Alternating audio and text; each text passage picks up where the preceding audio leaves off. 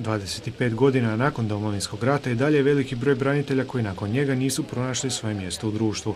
Rat je ostavio vidljive ili nevidljive posljedice, izgubljenu mladost, nemogućnost pronalaska posla, što među braniteljskom populacijom nerijetko dovodi do letargije, depresije ili ogorčenosti.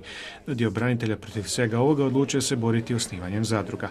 Među njima su i članovi braniteljske zadruge Donji grad iz Osijeka, koja se bavi proizvodnjom slavonskih delicija. Pa upravo je to jedan od razloga zbog čega smo osnovali zadrugu. Na jednom druženju, na jednoj obljetnici smo vidjeli da dosta članova naših obitelji je bez posla. I na taj način smo riješili njihovu egzistenciju, odnosno zaposlili smo članove svoje obitelji. Vjerujem da i meni i svim ostalim članovima puno znači što je ova zadruga dobro radi. Evo 7. je godina, mi smo jedna od najboljih zadruga u Republici Hrvatskoj. Na sajmu braniteljskih zadruga predstavili su se i članovi braniteljske zadruge Jakov, kojima je rad u zadruzi također jedan oblik terapije. To je jedan vid relaksacije, što mi kažemo, znači psihoterapije. Manje smo, kad dođe ova doba sada kolinja i ovoga, znači nema nas po birtijama, nema nas nigdje, znači malo nešto radimo u okviru svojih mogućnosti koliko možemo, znači zanimamo se i tako. Jedan oblik terapije bi mi rekli.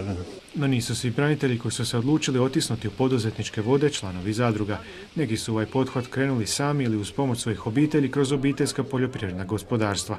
Među njima i Dragutin Završki koji je sa suprugom krenuo u proizvodnju i preradu kupina i jagoda. Pa ne znam šta bi radio, ovdje se u ovom OPG-u se opuštam, sav taj rad kroz taj voćnjak, kupinjak, podrumu, znači pravo opuštanje i zadovoljstvo. Jeste li zadovoljni poslovnom stranom rada u OPG-u? Pa s puno truda i to se može reći, s jedne strane smo zadovoljni. Na državnom sajmu zadruga hrvatskih branitelja predstavile su se ukupno 24 zadruge, a Osječani su na središnjem gradskom trgu mogli vidjeti, kušati i kupiti uz već spomenute slavonske delicije i kolače, medove, sušene paprike, odjeću, obuću, igračke i brojne druge proizvode braniteljskih zadruga.